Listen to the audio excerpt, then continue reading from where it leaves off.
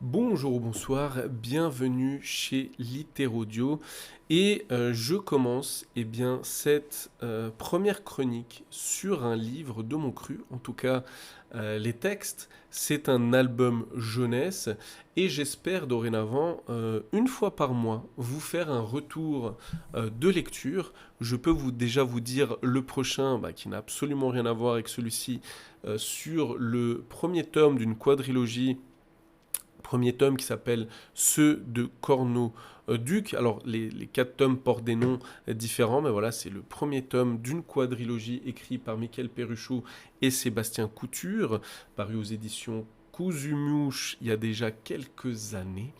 Mais voilà, aujourd'hui, pour débuter un petit peu ces retours de lecture, je vais tout simplement vous parler d'un livre dont j'ai écrit moi-même les textes, qui est sorti en septembre 2025 et que forcément j'ai envie de vous recommander. En plus, il y a Noël qui s'approche.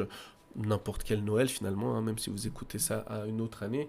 Ça s'adresse aux, je dirais, 2 à 6 ans, et la particularité de Doudou, ça s'appelle Doudou, c'est que c'est en fait, pour ainsi dire, une histoire vendue à travers deux livres. On ne peut pas acheter les livres séparément.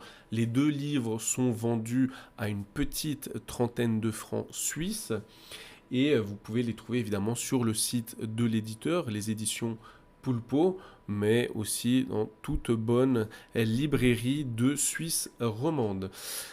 Bon, qu'est-ce que c'est Doudou? Alors déjà, c'est un livre qu'on a pris, je pense, un peu plus d'un an avec Johanna Castellanos, qui est donc l'illustratrice du bouquin, qui est également l'éditrice donc aux éditions Poulpo. Et voilà, j'avais balancé un petit peu l'idée, parce qu'on travaillait à l'époque pour la même institution muséale, et je lui dis, ah moi j'aimerais trop écrire un livre pour enfants, j'ai une idée et tout. Elle m'a dit, ah ouais, machin, et puis voilà, on a commencé à discuter, et puis au fil des discussions, des machins, ça s'est mis en place. Elle a commencé à dessiner Doudou, et d'ailleurs mention spéciale pour sa patte, pour vraiment cette patte qu'elle a su donner à Doudou, à Sophie. Et finalement, on s'est retrouvé avec la volonté d'écrire vraiment une histoire sur deux bouquins qu'on pourrait lire et qu'on peut d'ailleurs lire de manière séparée, mais également ensemble. Mais la particularité, c'est que, évidemment, les deux bouquins, donc, ils suivent donc le premier, Sophie, une petite fille qui a perdu son doudou, et Doudou, justement le doudou de Sophie, voilà, qui se lève le matin, qui partent un peu à l'aventure à travers la ville. D'ailleurs, c'est jamais mentionné dans le livre, mais si vous habitez à La Chaux-de-Fonds, vous devriez reconnaître à coup sûr la plupart des lieux. Et, euh, et voilà, on va suivre Doudou qui s'est cogné la tête en fait en tombant, qui a perdu la mémoire, et Sophie qui va rechercher son doudou. Doudou, quant à lui, il veut retrouver sa mémoire. Et bon, évidemment, c'est un livre pour les tout petits, vous vous doutez que ça finit bien. Les deux textes sont assez séparés parce que, encore une fois, on avait la volonté qu'ils puissent être lus séparément, mais finalement, ils vont quand même se rejoindre, que ce soit au début ou à la fin. Et surtout, particularité, là encore une fois, un bravo à Johanna, c'est que si vous collez, donc vous suivez les deux histoires, vous pouvez vraiment les lire en parallèle, hein, deux adultes, c'est un peu l'idée d'un livre à deux voix, ou même un enfant qui apprend à lire avec un adulte ou quoi, eh bien vous pouvez vraiment donc lire les histoires en parallèle, tourner les pages, on va dire, au même moment, et en fait, chaque double page, vous allez pouvoir les coller et ça vous fera apparaître voilà une fresque pour ainsi dire visuelle. Donc les deux textes sont connectés narrativement, mais les images elles également sont connectées. Vous pouvez vraiment coller les livres. Il y a un petit jeu de puzzle, notamment pour les premières fois, c'est très sympa à faire avec les enfants. Et également, à la toute fin, une fois que vous avez lu un ou les deux livres en même temps, eh bien, on va vous dire que voilà, il y a 7 abeilles à chercher réparties dans les deux livres. Donc, dans l'un, il y en a 4, dans l'autre, il y en a 3. Pourquoi 7 abeilles? Bah là, pareil, parce que si vous reprenez l'emblème de la chaux-de-fonds, eh bien, il y a 7 ruches dessus. Donc voilà, on a gardé plein de clins d'œil, on a gardé tout un, un imagier donc, qui se passe à la Chaux-de-Fonds, mais encore une fois, en soi, peu importe où vous habitez, dans quel même pays vous habitez, ce n'est pas grave. Ce qui plaît le plus aux enfants, et on a pu faire plusieurs lectures, et moi-même avec ma fille je le vois, bah, c'est déjà la problématique du doudou. C'est qu'est-ce que c'est un doudou, et surtout de l'avoir perdu, parce que bon, bah, ma fille ayant déjà perdu, on l'a toujours retrouvé, mais ayant déjà perdu son doudou, ça peut être une véritable angoisse pour l'enfant. Et donc forcément, on va suivre notamment Sophie, qui va être à la recherche de son doudou. Et via doudou, on va quelque part un peu questionner qu'est-ce que c'est un doudou. D'ailleurs, pendant le vernissage qu'on avait fait en septembre, eh bien, donc le mari de Johanna, Vincent, a mis en place un petit spectacle où, pareil, de manière musicale et théâtrale, il a un petit peu interrogé le concept du doudou, tout en, quelque part, nous introduisant ce doudou-là, qui se retrouve eh bien, perdu là dans notre double histoire.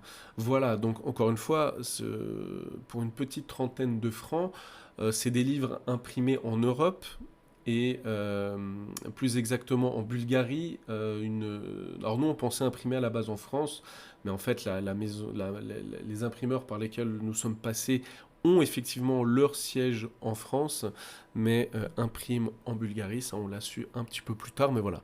On est en Europe, contrairement à beaucoup de livres qui sont imprimés en Chine, pardon. Ici, ce n'est pas le cas. Voilà, je suis pas là pour fustiger ou quoi, mais je vous le dis, c'est imprimé en Europe. On a eu pour l'instant que des bons retours, j'avoue. Donc oui, comme cadeau de Noël, je vous le recommande parce qu'il a vraiment cette spécificité, hein. Je peux vous dire on a beaucoup cherché, on a interrogé pas mal de spécialistes. Comme ça, on n'a pas réussi à nous sortir d'autres bouquins qui proposent ce concept de double livre, de double histoire, qui finalement n'en font qu'un, qu'on peut coller. Donc voilà, ça j'avoue qu'on est tout de même assez fiers. Je dis pas qu'on est les seuls de l'histoire à l'avoir fait, qu'on a inventé l'eau chaude. Non, mais en tout cas, c'est assez unique, c'est assez rare pour que nous-mêmes nous ne soyons pas au courant eh bien, de tels livres, de tels procédés dans des albums jeunesse. Donc voilà, évidemment, tous les liens, en tout cas le lien principal pour commander le livre, je vous le mets en description. Et puis bah, si vous l'achetez, que vous lisez avec vos enfants ou quoi, ou que vous les lisez avec vos enfants, je vous invite bien évidemment à me faire un petit retour, pourquoi pas à écrire aux éditions Poulpeau. Donc voilà, ça nous ferait très très très plaisir. Et puis voilà, je ne vais pas rappeler l'importance de lire des livres avec nos enfants.